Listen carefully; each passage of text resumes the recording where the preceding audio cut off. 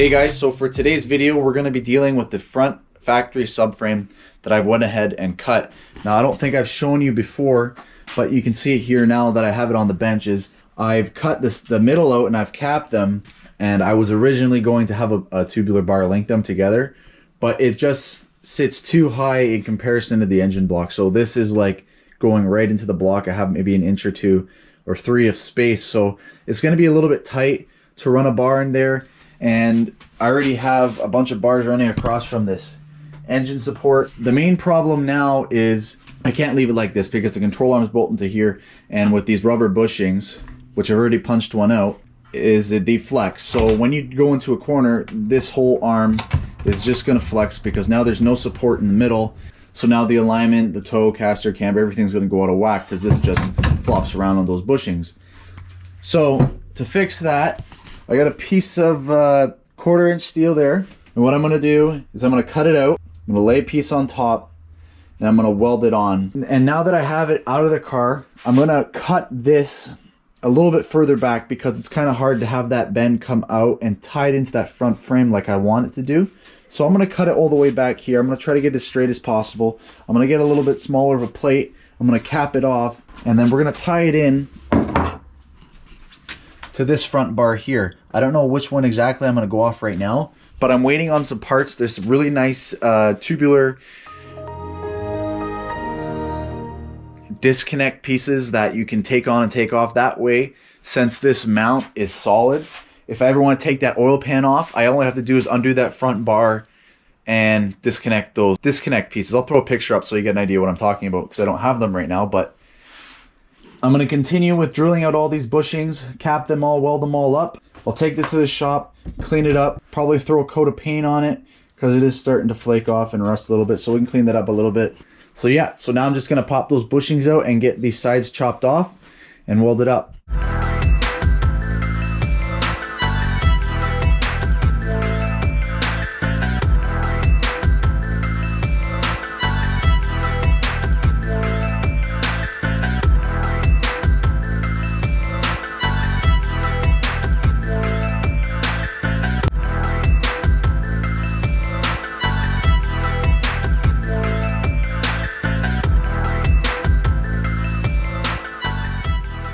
Okay, so we've got the steel here. We've got the piece here that we're just grinding down now. I'm gonna hold it onto there. Just gonna make sure that it sits flush here, and we still have a bit of a gap. So the high spots are in each corner.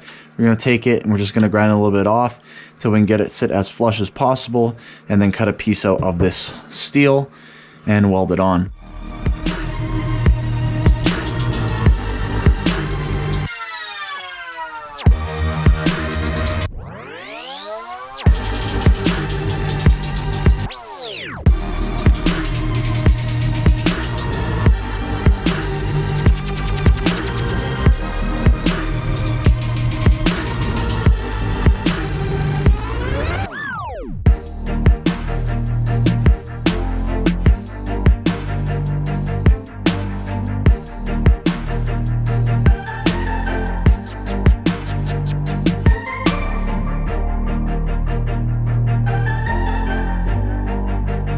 Okay, so I got this piece pretty close.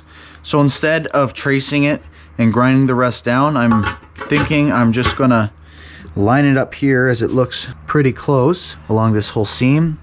I'll tack it in a few spots here, and then I'll just take it over to the grinder and have it ground flush, which will be a lot easier to do, and then weld the rest on.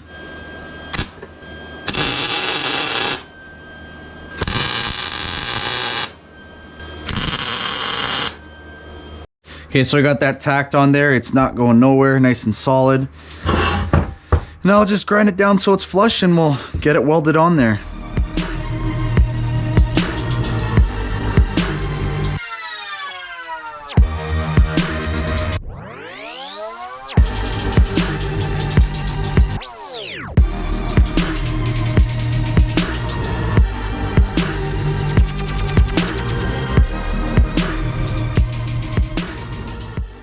So about half an hour, 45 minutes later, I've ground it all down. I got a few tacks on it and it's nice and flush, ready to weld on both sides. So now I'm just gonna throw it down on the floor there and plug the welder in and get this all welded up.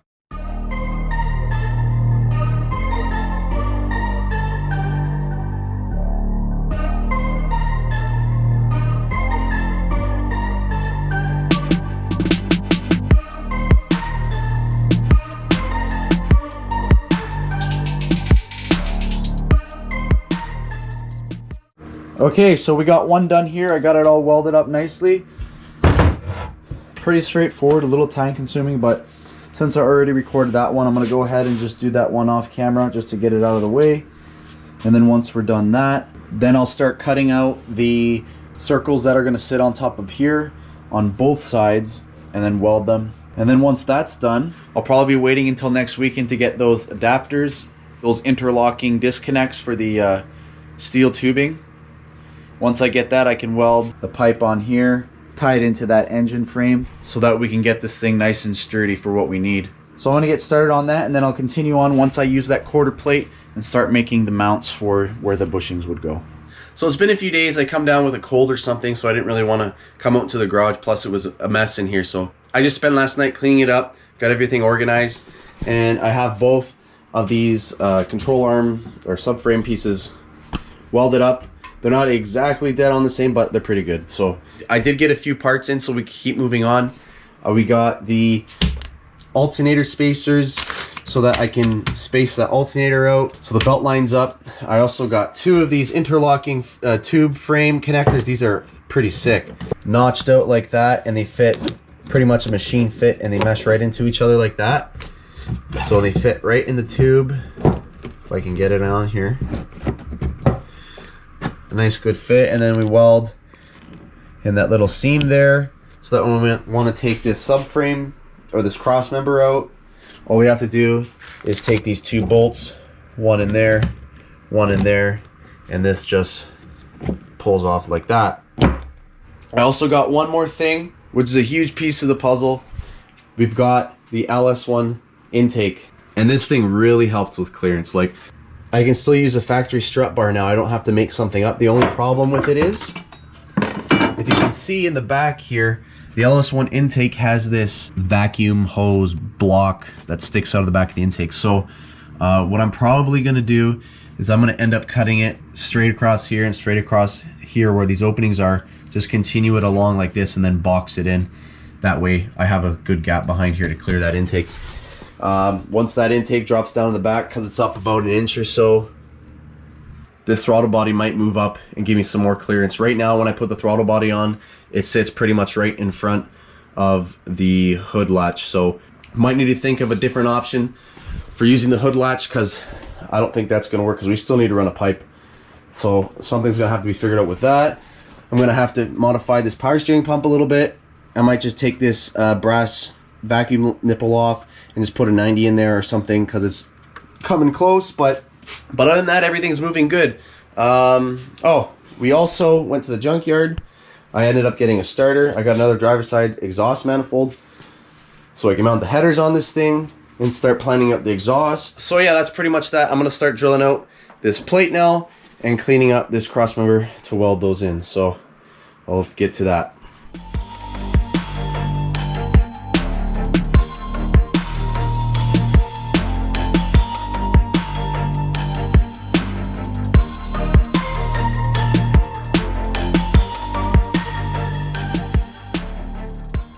Okay, so I got all 8 of those plates cut out.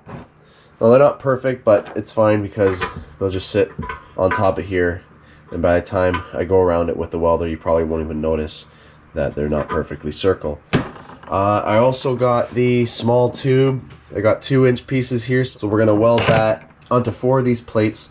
That way when we turn it upside down and weld it on the top of here, this will stay in place. And then once I have it flipped around, I'll go with the grinder and get it flush so that I can weld the other plate on top. Basically, all I need this for is that when I tighten the bolt around the subframe, it doesn't collapse these spacers, and it can actually put the load on this tubing. So I'm gonna go ahead and start welding these to these plates, and then we will start welding these plates onto the subframe.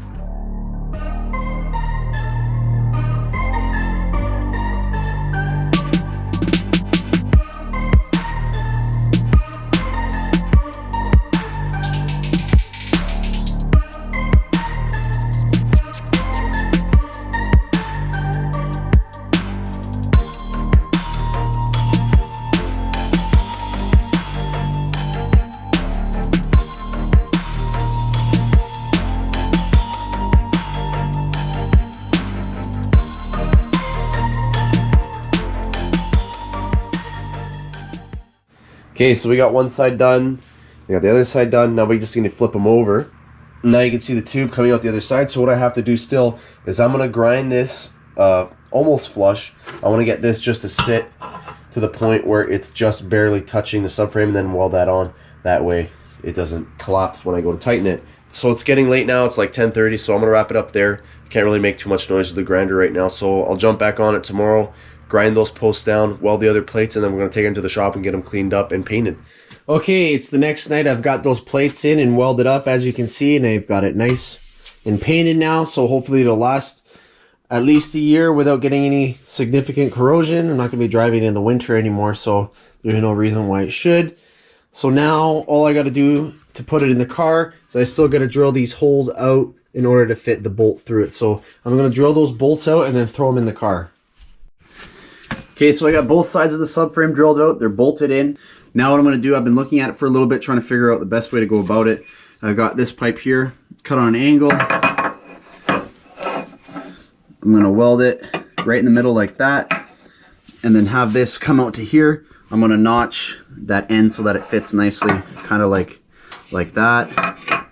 And then I'm thinking to run another bar from about here to this engine mount post here, just to strengthen it up. And then I'll put that tube connector probably right here somewhere.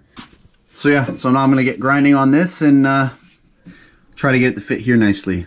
So I got the one side all done. I've got this piece notched out and that one cut on a slant, so basically it'll fit in here just like that. I'm going to tack it on there, tack it on there. I'm going to get started on the other side. I've used this one as a guide and it lines up pretty close. I just need to make it a little bit shorter. So I'll go ahead and make this piece and then I'll show you when it's all welded up.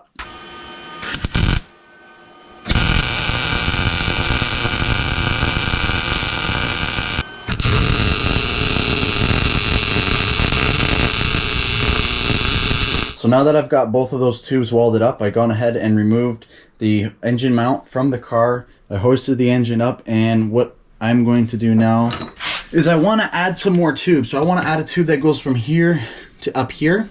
So as you can see, this like pedestal for the engine mount, there's not really anything supporting it except for this one brace here. So if I put a tube in between from here to here, it'll keep it from swaying side to side, and it'll also keep any movement from the subframe going up and down on this bar, because it'll brace it up here. So if I just cut some tubes out for each side and kind of go like that, fit it in there really nice and weld it up, this thing will be way stronger. Yeah, so I'm going to get these tubes cut out and then weld those in there. So I got the first piece cut. That's going to go right in here, just like that. So I'm going to tack this one in place now, and then I'm going to get that other one notched so that it fits in there nicely, and then tack that one in and then weld them both up. Okay, so I got those two pieces in there now and it looks pretty good. I'm happy with it. Looks pretty even, but that will be a lot stronger than what it was before. So all I got left to do now is to weld up both sides and then probably throw a coat of paint on it so it doesn't corrode, and throw it back in. Okay, so that's pretty much it for the front support now. We're pretty much wrapped up on that. I've got it back and bolted up in the car. Everything lines up perfect. It's super strong. So I was working on it. I ended up loosening this bolt for some reason, and even with the motor sitting on this frame, it didn't move because of all the support being taken up by this tube that goes to the subframe. So that's a good thing to see, that it's actually working and it's not flexing or anything like that where it's welded onto here. That just adds a little bit of safety. If something was to happen, it's got more points where it's anchored down. I also got some links off Amazon. I did some looking online and found that this takes a 29mm bushing, but when it got here it was wrong.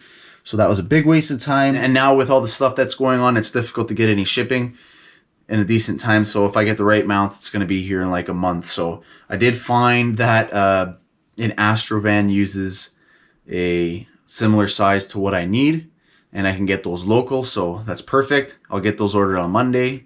They should have them in stock. And all I need to do, all that's left to do to this is I gotta weld a plate right here so that when I put the flange of the sway bar bushing, it just bolts right up to that, and it'll basically sit up there all nice. And that's pretty much it for the front. Once I just get those plates welded on, just give it a coat of paint, and that's pretty much it. The next video, I'm probably going to try to get the transmission cross member knocked out. I got the metal here. I got to make use of the welder. Once that's done, this thing will be fully held in the car. I just have the transmission held in with a ratchet strap right now, so that's going to go solid mount to this thing. I just want it locked in there nice and tight, and that's pretty much that. So if you made it this far, thanks for watching. Don't forget to like and subscribe, and we'll see you in the next video.